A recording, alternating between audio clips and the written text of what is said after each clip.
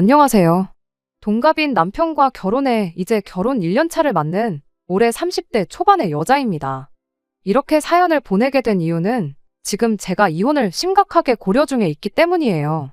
결혼한 지 1년밖에 안 되어 이렇게 이혼 생각까지 하는 게 정상인가 싶기도 한데, 여러분들께서 제 이야기 한번 들어주시고 제가 정말 너무하는 건지 아니면 이혼 생각을 하는 게 마땅한 건지 한마디 해주시면 참 감사하겠습니다. 연애 때는 알뜰살뜰한 남편의 경제관념이 장점이라고 생각했는데 결혼하고 나서 보니 무조건 알뜰하다고 해서 좋은 게 아니라는 걸 알게 됐어요. 물론 오늘만 사는 사람처럼 덮어놓고 돈 생기자마자 홀랑 써버리는 것보다야 쪼잔해 보여도 아끼는 사람이 훨씬 낫다고 생각은 하지만, 남편은 이게 맞나 싶을 정도로 아끼는 데만 집착하는 사람이라는 게 문제라면 문제였지요. 자기 주머니에서 땡전 한 푼 나가는 꼴을 못 보는 그런 사람이었죠. 일부러 운동한다고 1시간, 2시간씩 걸어 다니는 사람들도 있다면서 집 앞에서 버스만 타도 20분이면 갈 곳을 일부러 그렇게 걸어 다닐 만큼 비효율적인 경제관념을 가지고 있습니다. 갖고 싶은 게 생기면 어떻게든 모아서 그걸 사는 게 아니고 비슷한 제품들을 몇 개 골라서 그 중에서도 가장 싼 걸 고르는 식으로 물건을 사고요.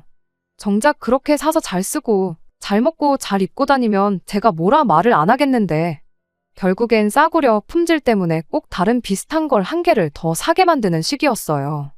음식을 사면 맛이 없다고 한 번 먹고 손도 안 대다가 버리기 일쑤였고, 옷을 사면 보온이 하나도 안 된다, 통풍이 하나도 안 된다 하면서 또 다른 비슷한 걸 하나 더 사고, 전자제품 같은 걸 사면 느려서 속 터진다고 혼자 성질을 부리고 그런 식인데 저는 그게 도무지 이해가 가지 않았어요.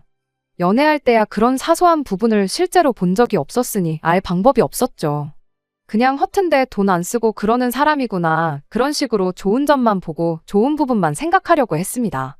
데이트하면서도 돈을 아낀 건 사실이지만 그럴 때마다 저랑 결혼해서 행복하게 살고 싶어 이렇게 모으는 거란 식으로 말을 하는데 그걸 잘못됐다고 말할 수도 없는 노릇이었죠. 아무튼 그렇게 남편과 2년 정도의 연애를 하고 결혼 이야기가 나오게 되었습니다. 남편이 허튼데 돈 쓰는 걸 싫어하는 걸 알지만 그래도 일생에 한 번뿐인 결혼식인데 아무리 그게 허례허식일지라도 어느 정도는 아끼지 않고 결혼식 준비를 하고 싶었습니다.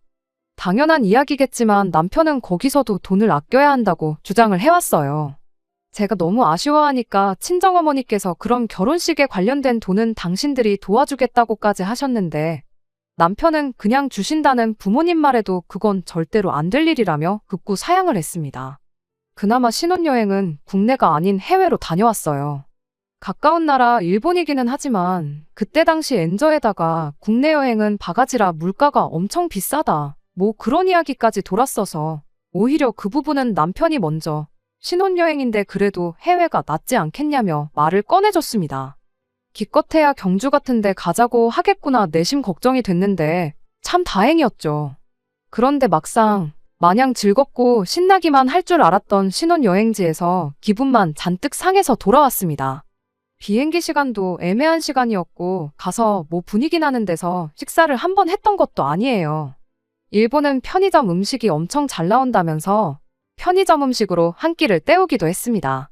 솔직히 종류가 많아서 신기하기도 했고 저도 분위기에 휩쓸려 이것저것 주워 담기는 했습니다.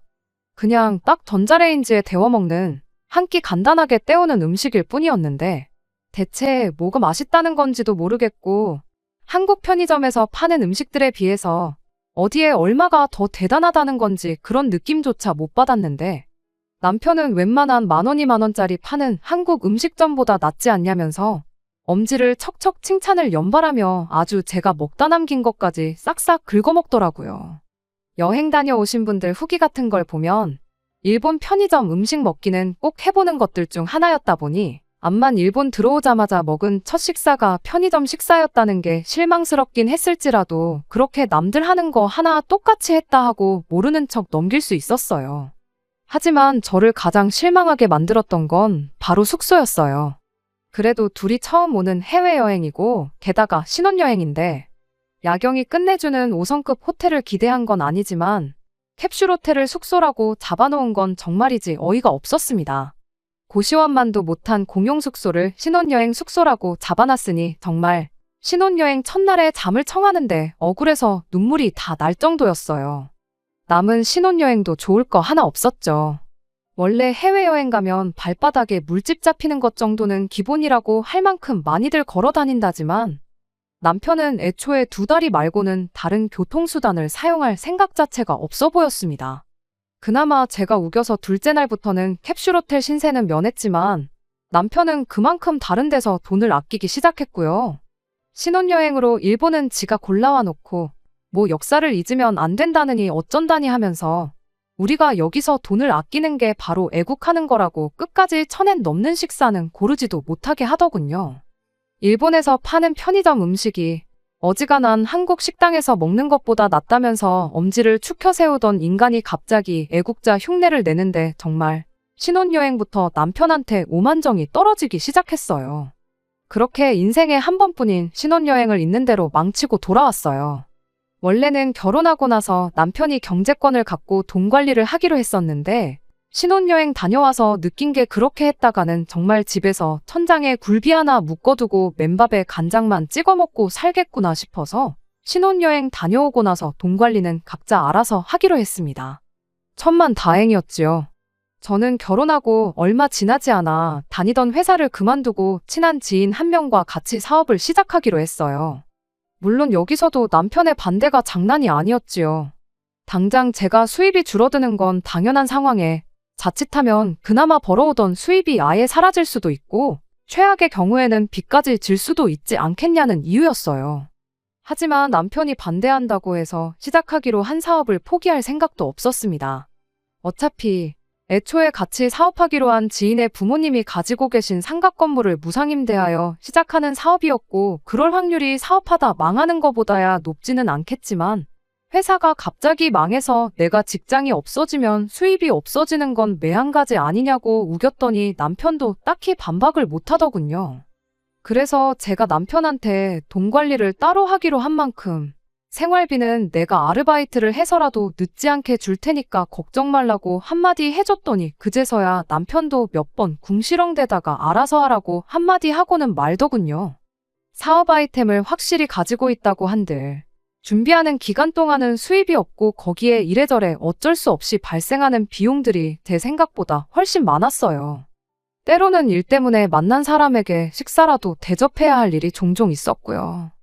회사 이름으로 비용 처리를 했지만 남편한테는 그게 중요한 게 아니고 그런데 돈을 썼다는 게 중요한 일이었습니다.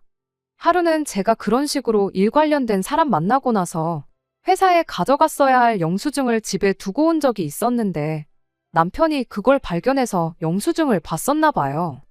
회사 카드로 긁었고 현금 영수증도 회사 이름으로 발행했는데 남편 눈에는 그런 건 들어오지도 않았던 겁니다.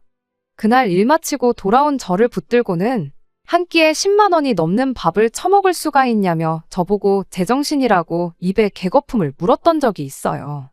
남편한테 영수증 똑바로 보라고 내 돈으로 한 게 아니고 회사 돈으로 한 거 안 보이냐고 따졌더니 그제서야 그게 눈에 들어왔는지 아무 말도 못하더라고요. 잠깐 생각에 잠긴 듯한 남편이 저한테 다시 말을 꺼내기를 그럼 혹시 우리 저녁 식사도 회사 돈으로 먹고 비용 처리하면 어떠냐는 식으로 물어오는데 정말 어이가 없더라고요. 그게 말이나 되는 소리냐고 따졌더니 남편이 말하길 밖에서 알지도 모르는 사람한테 밥 한 끼로 10만 원 쓰지 말고 그 사람들하고 10만 원치 먹을 거 8만 원만 먹고 2만 원은 우리 먹으면 돈 10만 원 쓴 건 똑같은 거 아니냐입니다. 당신 횡령이라는 말은 들어나 봤냐고 당신하고 10,000원짜리 밥 한 끼 사 먹자고 20년을 알고 지낸 동업자하고의 신뢰를 산산조각 내버릴 생각도 없다 한마디 해줬습니다. 그랬더니 남편이 말하길 그럼 밖에서 모르는 사람하고 처먹는 돈 좀 아끼라고 싫은 소리를 하더라고요. 비용 처리한다고 그 돈을 전부 돌려주는 것도 아니지 않냐고 어차피 벌게 될 돈에서 나가는 건데 아끼는 만큼 더 버는 거 모르냐고 하면서 말이죠. 남편이 이렇게 돈 한 푼 쓰는 걸 아까워하게 된 데에는 남편 나름의 사연이 있기는 합니다. 남편이 어릴 적에 시댁 형편이 정말 안 좋았었다고 해요. 붕어빵 하나 사 먹는데도 손을 바들바들 떨던 시어머니를 보면서 자라온 남편이었다 보니 자연스럽게 남편도 돈을 아껴 쓰는 게 습관이 되고 말았던 거죠. 어쩌다가 생각지도 못한 손해를 보게 되면 그건 그거대로 무슨 죽을 죄를 진 사람 마냥 죄책감을 느끼고 1,000원 한 장에 벌벌 떠는 사람이 돼버린 겁니다. 하지만 그거야 남편 사정이고 남편이 돈을 아끼는 건 사실이지만 말씀드렸다시피 그 방법이 당장 쓰는 돈을 줄여줄지언정 가게에 대단한 보탬이 된다는 느낌은 거의 없었어요. 티끌 모아 티끌이라고 푼돈 아끼면서 다른 데 들어가는 돈이 또 많았거든요. 시작할 때 말씀드렸던 것처럼 걸어서 2시간 거리는 자전거 타고 2발로 걸어 다니고 하는 건 기본이었지만 체력이 그렇게 좋은 편도 아니라 몸살 나서 알아눕는 게 한 달에 한 번 꼴이라 약값으로 들어가는 돈이 또 따로 들었고 갖고 싶은 것과 비슷한 거 싸구려 제품을 사서 버리는 일 또한 부지기수였습니다. 그것도 모자라 어디 길 가다가 자기가 알고 있는 가격보다 저렴하게 팔고 있는 걸 보면 그냥 지나치는 법이 없었어요. 원래는 10,000원짜린데 세일하고 또 세일을 해서 이제 1,000원밖에 안 한다느니 하면서 이런 건 1,000원 주고 사는 게 오히려 더 이득이라고 하면서 필요도 없는 걸 사오질 않나. 어디서 쓰레기 같은 걸 얻어와서는 혹은 주워와서는 이걸 자기가 잘 고쳐서 중고로 팔아야겠다며 수선도구 사는데 들어간 돈도 무시 못합니다. 그렇다고 그걸 고쳐서 중고로 시세대로 팔았냐 하면 그런 물건들은 손에 꼽을 정도로 없고요. 제 남편은 무작정 안 쓰고 모으는 것만이 좋은 게 아니라는 걸 보여주는 단적인 예 그 자체였습니다. 그래서 이런 사소한 일까지 남편과 돈 때문에 계속 불협화음이 생긴다는 게 답답할 노릇이었지요. 그래도 그런 서로의 다른 점을 하나씩 맞춰 살아가는 게 결혼이라 생각했고 그런 자린고비 같은 모습만 빼놓는다면 저한테만큼은 정말 잘했던 사람이니 시간이 지나면 익숙해지거나 서로가 반발짝씩 양보하거나 하면서 자연스럽게 해결될 문제라고 생각했습니다. 그런데 결국 남편에게 크게 실망하게 되는 일이 하나 있었어요. 남편이 뭐 개인적으로 필요한 물건이 있었나 본데 그걸 운 좋게 중고장터에서 신품급 매물을 찾았나 봐요. 택배로 받으면 그만인 물건이었지만 겸사겸사 저랑 데이트도 할 겸해서 직거래를 하기로 했으니 거기 좀 다녀오자고 하더라고요. 얼마 전 일이니만큼 남편이 짠돌이처럼 구는 게 어느 정도 익숙해진 상황이었다 보니 저도 별 불만 없이 같이 거기를 다녀오기로 했어요. 가는 길에 남편이 그 동네 짜장면을 아주 제대로 하는 곳이 있다면서 오는 길에 짜장면 한 그릇씩 사 먹고 오자고 하는데 아무리 볼 일이 있어 겸사겸사 다녀오는 거라지만 모처럼 데이트 나가서 짜장면 먹자는 게 싫었을 수도 있는데 말씀드렸다시피 이미 남편이 저러는 게 어느 정도 익숙해진 상황이었다 보니 그냥 아무 불만 없이 묻지도 따지지도 않고 그냥 따라 나갔어요. 그래도 나름 맛집이라고 찾아놓은 게 기특할 따름이었죠. 그런데 가다 보니 그 동네가 친정집 근처라는 걸 알게 되었어요. 예정대로 남편이 필요한 중고 물품을 받고 나서 남편이 찾아놓았다는 짜장면 집으로 향하는데 이왕 친정집에서 가까운 곳까지 왔는데 친정부모님 얼굴 안 보고 그냥 가기도 그렇고 해서 친정부모님한테 전화를 했죠. 아직 식사 안 하셨으면 같이 식사나 좀 하자고요. 남편이 순간 흠칫하는 반응을 보이긴 했지만 그래도 다른 사람도 아니고 자기 장인 장모인데 근처까지 와서 그냥 가는 건 자기도 예의가 아니라 생각했는지 별말은 안 하더군요. 그렇게 친정부모님을 짜장면집 앞에서 만나서 식사를 했습니다. 남편이 짜장면 4그릇을 주문했는데 친정부모님이 이왕 나온 거 맛있게 먹자시며 탕수육 중짜 하나, 고추 잡채 중짜 하나를 추가로 주문하셨어요. 알고 보니 친정부모님이 자주 오시는 가게이기도 하더라고요. 여기 짜장면도 맛있지만 탕수육이랑 특히 고추 잡채가 진짜 맛있는 집이라면서요. 요즘 이렇게 짜장면 맛있게 만드는 집이 아직도 있구나 하면서 진짜 오랜만에 맛있게 중국 음식을 먹었습니다. 남편이 도통 탕수육이랑 고추 잡채에는 손을 안 대길래 장인 장모님 많이 드시라고 손을 안 대는가 싶어서 제가 일부러 남편 짜장면 위에다가 탕수육도 올려주고 고추 잡채도 덜어주고 했어요. 한 입 먹어보더니 자기도 맛있었는지 그 다음부터는 아주 마파람에 개눈 감추듯이 싹싹 먹더라고요. 남편은 공깃밥까지 하나 추가해서 남은 짜장에 밥을 비벼서 고추 잡채랑 해서 한 그릇 더 먹었고요. 설거지를 따로 안 해도 되겠다 싶을 만큼 바닥이 다 보이게 싹 쓸어 먹었고 계산은 남편이 했어요. 오랜만에 친정부모님과 시간도 보내고 남편도 맛있게 먹는 걸 보니 은근 기분은 좋더라고요. 식사 마치고 나서 잠깐 이런저런 이야기 나누다가 친정 부모님이 이 먼 길을 버스를 타고 온 거냐며 놀라시더니 집에는 편하게 가라며 왕복 1시간 반 거리를 집까지 태워다 주셨습니다. 그렇게 그날은 아무 일도 없이 지나갔어요. 그리고 그날로부터 한 달이 더 지나서 친정아버지 생신이 다가오길래 그때 친정집에 전화를 걸었습니다.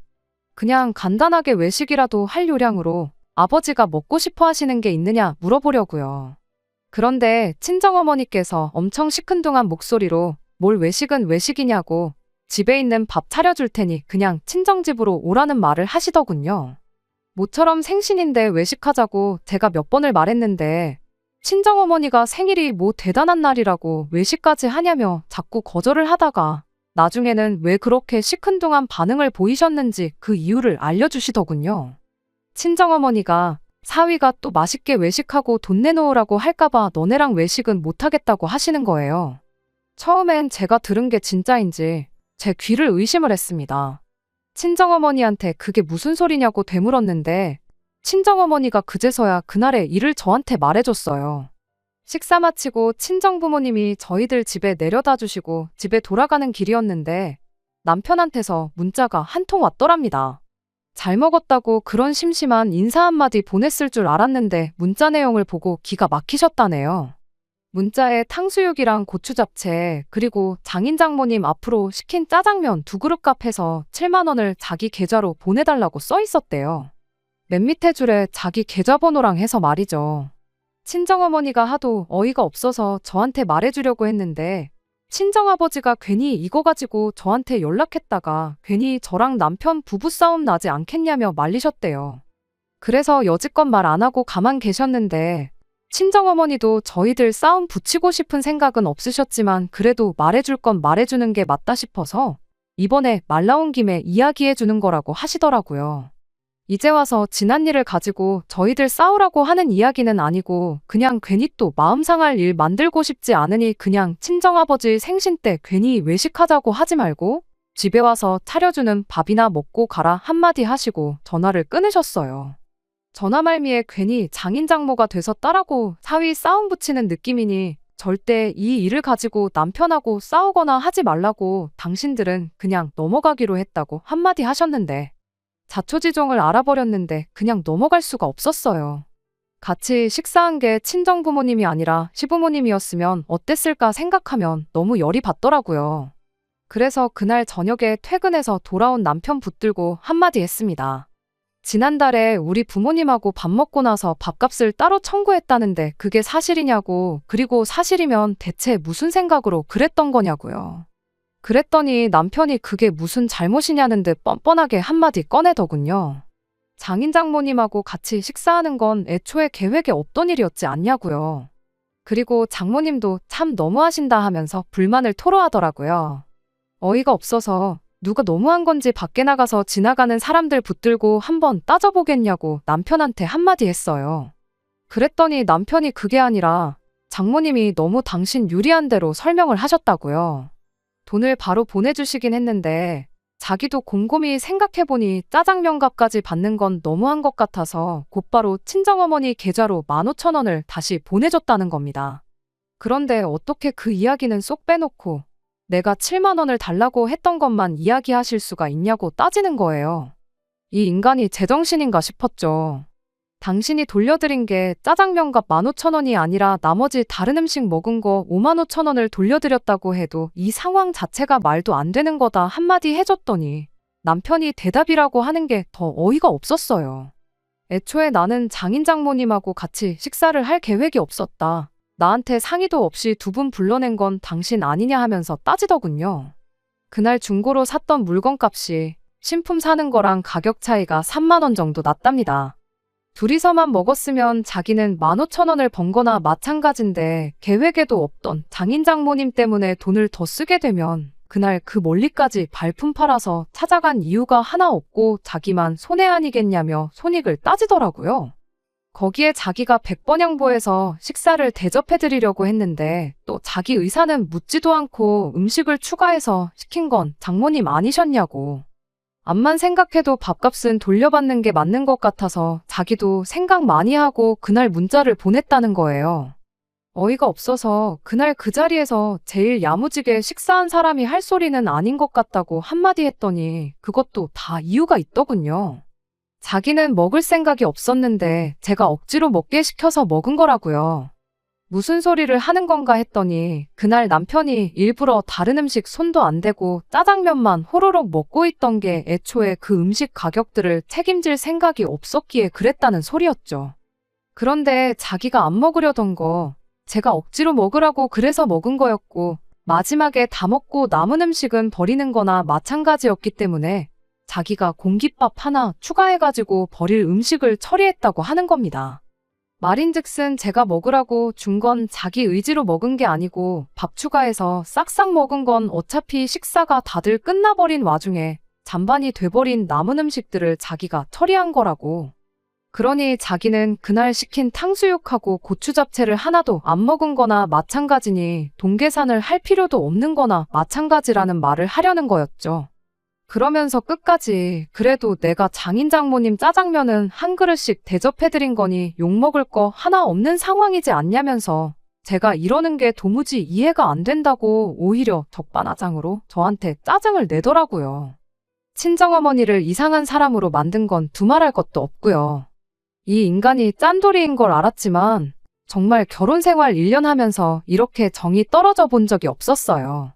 친정 부모님한테도 너무 쪽팔려서 이런 인간하고 결혼해서 1년이나 같이 살맛대고 살았다는 게 수치스럽기까지 하더라고요. 남편은 당장 생활비에 문제 생기면서 어쩌냐며 반대했었지만 친정 부모님을 포함해 모든 친척들이 저한테 너는 똑부러지는 아이니까 사업을 해도 잘할 거다. 이런 이야기를 들었는데 정작 똑부러진다는 제 자신이 남편이라고 이런 사람을 골랐으니 말입니다. 친정아버지 생신에는 결국 외식을 하기는 했어요. 인당 25만 원 하는 디너 코스 요리 나오는 곳으로 일부러 제가 알아볼 수 있는 최대한 비싼 곳으로 찾아서 다녀왔습니다. 그래도 명색이 장인어른 생신인데 남편이 혹시나 그냥 넘어가겠어 하고 눈꽃만큼 기대는 했는데 역시나 가격 보고 이런 데를 왜 오냐고 툴툴거리더라고요. 내가 내 돈으로 낼 거니까 걱정 말라고 한마디 해주니 그날처럼 처먹기는 거기 있던 손님들 중 제일 잘 먹더군요. 그때처럼 그릇까지 먹을 기세로 말이에요. 그런데 또 다 먹고 나서는 여기는 무슨 식당이 돈을 이만큼이나 받아 처먹고 음식은 쥐똥만큼밖에 안 주냐고 간에 기별도 안 간다고 하면서 자기 회사 근처에 있는 한식 뷔페 이야기를 하더라고요. 거기 가서 9,900원만 내면 음식 종류도 훨씬 많고 배 터질 때까지 먹고 올 수 있다고 하면서 단번 생신 때는 자기가 외식 장소를 알아봐야겠답니다. 내가 선택한 사람이니만큼 어떻게든 참고 살아보려고 했는데 이젠 한계에 온 것 같아요. 얼마 전에 혼자 친정 가서 친정어머니한테 신세 한탄 좀 했더니 그래도 이혼은 조금 아니지 않냐고 살다 보면 이런 건 익숙해질 테고 서로 맞춰가기 마련이라고 저보고 참으라 하시네요. 이제 고작 결혼 1년차 넘어가는데 제가 더 참을 수 있을런지 모르겠어요. 아니, 이걸 참고 있는 게 맞는 건가 싶기도 하고요. 이 결혼 누가 등 떠밀어서 한 것도 아니고 제가 선택해서 한 결혼이긴 하지만 그 누구의 탓도 할 수 없다는 거 알지만 이렇게 계속 사는 게 맞는 건지 싶습니다. 안녕하세요. 오랜만에 이렇게 다시 찾아뵙게 되었습니다. 지난 몇 달간 정말 혼자서 오랜 시간 많은 고민을 했어요. 이렇게 저렇게 생각을 해봐도 아무리 제가 선택한 사람이라지만 연애할 때 저한테 잘했던 추억 하나만 가지고 평생을 살아갈 수는 없겠더라고요. 그래서 저는 결국 이혼을 선택하게 되었습니다. 그냥 이혼을 한 건 아니에요. 친정아버지 생신 때 혹시나 하고 기대했던 것처럼 제 나름 몇 번의 기회를 더 줬습니다. 그럴 때마다 번번이 남편은 제 기대를 저버렸고 그렇게 시간이 지나 시어머니 생신날이 찾아왔어요. 뭐 알아보기도 싫고 해서 남편한테 당신 회사 근처 한식 뷔페나 가자고 하려다가 그래도 친정아버지 생신 때 좋은 데 다녀왔는데 아무리 기분 나빠도 그러자고 하긴 좀 그랬어요. 아니나 다를까 남편한테 시어머니 생신 때는 어디 가는 게 좋겠냐고 물어봤는데 남편이 콕 집어서 어디 가자고 하지는 않고 어디 괜찮은데 아는 데 있냐며 말끝을 흐리더군요. 그게 은근하게 그래도 시어머니 생신인데 좋은데 가자고 말하고 싶은 눈치였어요. 친정아버지 생신에 그렇게 비싼 데 다녀왔으니 시어머니 생신 때도 좋은데 한번 다녀오고 싶은데 막상 자기가 알아보면 계산도 자기 돈으로 다 해야 할 것 같으니 저보고 알아오라고 한 다음에 책임을 저한테 일부나마 덮어씌우고 싶어서 저런다는 게 눈에 딱 보이더라고요. 그래서 남편한테 제가 먼저 말했어요. 다른 사람도 아니고 시어머니 생신이니까 내가 챙기겠다고요. 그랬더니 남편이 입이 귀에 걸려서는 그럼 저번에 장인어른 생신 때 다녀온 데 같은 곳으로 한번 알아보라 하는 겁니다. 음식이 양은 적었어도 분위기가 참 좋았다면서요. 그리고 신혼에도 부를 테니 시조카까지 해서 총 7명 자리를 예약해야 한다고 강조를 하더라고요. 결혼한 지 얼마 안 돼서 시아버지 생신이 있었는데 그때는 남편이 누나네 오면 돈 안 낼 게 뻔하다고 일부러 부르지도 않았었는데 제가 챙긴다고 했더니 그래도 지 가족 공짜밥 먹여주겠다고 부르는 속이 안 봐도 뻔했습니다. 여기저기 알아보다가 저번에 다녀온 파인다이닝 같은 데보다는 고깃집이 낫겠더라고요. 시댁도 남편하고 똑같이 질보다는 양을 선호하는 집이다 보니까 괜히 비싼 돈 내고 양이 적다니 이런 이야기 듣는 것보다야 가리는 사람 하나 없는 고기 먹는 게 낫겠다 싶었죠. 남편도 한우 먹는다고 하니까 분위기보다는 음식이 맛있고 양이 많아야지 하면서 좋다고 했고요. 일부러 고깃집도 무한리필이나 저렴하게 먹는 곳 말고 연예인들도 찾아온다는 비싼 곳으로 예약했습니다. 그리고 시어머니 생신 당일이 되었지요. 다들 들어가서 메뉴판을 보더니 1인분에 고기가 5만 원을 넘냐고 놀라 자빠지더군요. 신우가 올케 요즘 사업한다더니 돈 좀 버나봐 하고 묻는 걸 보니 이미 남편이 다 제가 쏜다는 식으로 이야기했고 돈이라고 땡전 한 푼 낼 생각이 없다는 게 눈에 딱 보였어요. 심해부도 아주 자기가 만반의 준비를 하고 왔다고 오늘 많이 먹으려고 전날부터 굶었다느니 어쩌느니 이런 말을 하더라고요. 시조카가 고기 나오기 전에 깔린 밑반찬을 하나를 집어먹으려는데 신우가 젓가락으로 시조카가 집은 반찬을 탁 쳐내더니 이런 걸로 배 채우지 말고 한우고기 먹으라고 눈치까지 주는데 정말 온 가족이 똑같아도 이렇게 똑같을 수가 있나 싶었습니다. 아무튼 그렇게 식사가 시작되었어요. 남편이랑 심해부는 고기가 익기도 전인데 불판 위에 올라온 고기를 가져가기 바쁘더군요. 소고기는 원래 겉만 살짝 익히고 먹는 게 제일 맛있는 거라고 하면서 불판 위에 고기가 올라오기 무섭게 사라지기 시작했어요. 시어머니 생신 때문에 모인 건데 지들 먹기 바쁘지 시어머니 챙기는 사람은 또 아무도 없더라고요. 그때 확신했어요. 참고 산다고 해서 남편이 변할 일은 없겠구나 하고요. 어차피 저도 다 계획이 있었던 터라 고기를 얼마나 추가를 시키던 간에 크게 상관 안 했습니다. 대신 다른데 신경을 곤두세우고 있었습니다. 그렇게 장장 1시간 반에 걸친 식사가 끝이 났습니다. 7명이서 고기를 총 25인분을 시켜 먹었어요. 추가로 시킨 술이며 음료수에 마지막에는 고기가 물린다고 시킨 냉면들까지 해서 총 152만 원이 나왔습니다. 제 복수는 이제부터였어요. 계산서 나오자마자 제가 말했죠. 내가 먹은 거 1인분에 냉면 한 그릇, 시어머니가 드신 거 냉면 하나, 된장찌개 하나에 공깃밥 하나, 고기 1인분 해서 15만 원 결제할 테니 나머지는 알아서 계산하라고요. 내가 대충 보아하니 심해부랑 남편, 아버님이 6인분씩은 드셨고 신우가 3인분에 시조카가 2인분 정도 먹었다고 각자 먹은 만큼 내던지 인수대로 따져서 뿜빠이를 하던지 정하시면 될 것 같다고 각자 자기들이 냉면이랑 음료 같은 거 뭐 먹은지는 알고 있지 않냐고 한마디 해주고 자리에서 일어났습니다.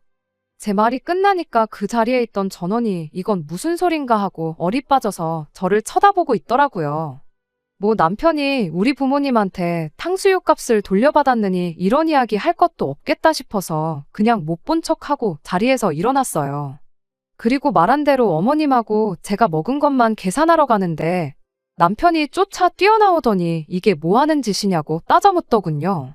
자기가 했던 건 생각도 안 하고 뻔뻔하게 저러는 게 어이가 없어서 내가 어머님 몫은 책임진다고 진작에 말하지 않았냐고 한마디 해줬어요. 시어머니 생신에 시어머니가 태어나신 거지 아버님이 태어난 건 아니시지 않냐고요. 애초에 나는 시어머니 생신이니만큼 어머님만 챙겨드릴 생각이었는데 당신이 오지랖 부려서 아버님도 부르고 신혼에 온 가족까지 부른 거 아니냐고. 다른 사람들은 나는 모르는 일이니 당신이 알아서 하라고 했네요. 남편이 엄청 곤란했을 거예요. 제가 그래도 1년 같이 살아봐서 너무나 잘 알죠. 평소에 지갑에 현금이라고는 비상금이라고 10,000원 한 장 가지고 다니는 게 전부고, 카드도 괜히 과소비한다고 한도를 30만 원으로 만들어 놓고 다니는 사람이거든요. 15만 원 제가 내도 남은 게 거의 140만 원 돈인데 남편이 계좌이체 해주는 거 말고는 그 돈을 낼 방법이 만무했죠. 이참에 남편이 신우네한테 누나네가 먹은 건 누나네가 내라고 박터지게 싸운다면 더할 나위 없이 좋았고요. 손님이 엄청 많은 가게였는데 남편이 그래도 체면 때문에 쪽팔렸는지 별말은 안 하고 자리로 돌아가더군요. 그러자마자 시어머니가 쫓아나와서 이게 다 무슨 일이래니 묻길래 시어머니한테는 진짜 이유를 말해줬어요. 시어머니가 이 상황을 이해하고 남편과 제 사이를 중재해주길 바란 건 아니었는데 그 부모의 그 자식이라고 시어머니도 똑같은 말을 하더군요. 그때는 상의도 없이 부모님을 짜장면 집에 오라고 했던 제 잘못이 맞으니 당신 아들이 우리 부모님한테 탕수육 값을 청구한 게 잘못된 일이 아니라고요. 그래도 남편 잘못이라고 인정해주고 다음부터는 적어도 가족들 연관된 일에 돈 아낄 생각 말거라 한마디라도 해주셨다면 그냥 그날 그 자리에서의 일은 해프닝이라고 넘기고 남은 140만 원도 제 돈으로 계산할 의사가 있었어요. 그런데 시어머니까지 같이 나서서 이렇게 정을 떼주니 오히려 고마울 노릇이었달까요? 그래도 말해놓은 게 있으니 그냥 제가 먹은 것만 계산하고 갈까 싶었지만 그러지는 않았네요. 그렇게 저랑 시어머니 몫만 계산하고 나와서 저는 혼자 택시 타고 집에 돌아갔습니다. 어떻게 합의를 본 건지는 모르지만 제가 집에 도착하고 한 2시간 정도 지나서 남편이 집에 돌아왔습니다. 그 와중에도 교통비 아끼겠다고 걸어온 건지 아주 온몸에 땀이 뻘뻘 난리도 아니었어요. 비싼 밥 먹고 그걸 그렇게 빨리 소화시키면 어쩌냐고 제가 한마디 했더니 남편이 폭발해서는 저한테 화를 내기 시작했어요.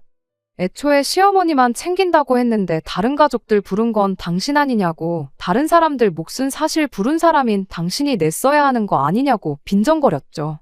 그랬더니 남편이 그때 탕수육 가지고 아직도 그러고 있냐고 하면서 그때랑 지금이랑 같냐고 하는 겁니다. 그때는 그냥 날이었고 오늘은 어머니 생신이지 않느냐고요. 가족들 앞에서 꼭 그렇게 내 쪽을 줬어야 했냐 따지길래 아주 이제는 가족들 앞에서는 체면 챙기고 내로남불까지 하고 있냐고, 돈 아끼는 것도 좋은데 그렇게는 살지 말라고 한마디 해줬어요. 더 실갱이 해봤자 좋은 꼴 볼 것도 없고 설명해봐야 어차피 저만 잘못한 걸로 몰아갈 게 뻔한데 이야기 더 나눠봐야 얻을 게 뭐 있나 싶더군요. 그래서 그냥 길게 볼 것도 없이 이 길로 이혼하자고 했어요.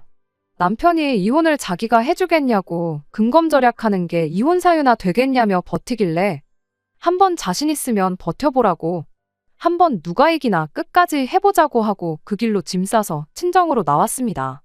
진흙탕 싸움까지 갈 만반의 준비를 하고 있었는데 의외로 남편이 순순히 이혼 서류에 사인을 해주더군요. 100% 승산이 있었다면 남편도 끝까지 갔을 테지만 뭔가 자기도 뒤가 구리다고 생각한 건지 아니면 질 수도 있다는 조언을 들었겠구나 싶더라고요. 괜히 소송비에 위자료까지 물어줄 생각을 하니 그 손해를 감당하기는 싫었나 봅니다. 결혼 1년 차밖에 되지 않았다 보니 이혼 과정에서 그닥 복잡한 문제는 없었습니다. 손해는 죽어도 보지 않겠다는 주의다 보니 오히려 별 탈 없이 빠르게 이혼을 할 수 있었네요. 친정어머니는 그래도 결혼한 거 좀 더 버텨보지 그랬냐고, 시간 지나면 분명히 어느 선에서 합의점이 생겼을 거라 그런 식으로 말하시는데 아마 그날 중국집에서 있던 일을 저한테 말한 게 불씨가 되어 이혼을 했구나 싶은 마음 때문에 더 죄책감을 가지시는 것 같아요. 어머니한테 그것 때문에 마음 쓰는 거면 그러실 필요 없다고, 어차피 그거 아니었어도 다른 일로 정 떨어져서 이혼했을 거라 말씀드렸죠. 그랬더니 친정어머니도 나중에 가서는 차라리 잘 됐다고, 어차피 이혼할 거였으면 한 살이라도 어릴 때 해야 새 출발의 기회도 생기고 그러는 거 아니겠냐시네요. 남편이 돈 때문에 아이는 최대한 늦게 갖자고 이야기했는데 그게 천만 다행인 것 같습니다. 다행히 제 사업도 어느 정도 자리를 잡아가고 있고요. 혼자가 되었다 해도 제 자신 하나는 건사할 수 있겠다 싶어요. 결국 제가 사람을 잘못 보고 옳지 않은 판단을 내린 게 발단이 돼서 이혼한 거나 마찬가지니 그 누구의 탓을 하지는 않으려고요. 혹시나 다른 분들도 저처럼 콩깍지 때문에 단점을 장점으로 받아들이는 분이 계신다면 결혼은 현실이니 다른 시각으로 한번 생각해 보는 것도 나쁘지 않다고 조언 한마디 해주고 싶네요. 끝까지 들어주셔서 감사합니다. 오늘의 사연은 여기까지입니다. 구독과 좋아요, 알람 설정 부탁드리고 더 좋은 사연으로 다시 찾아뵙겠습니다. 감사합니다.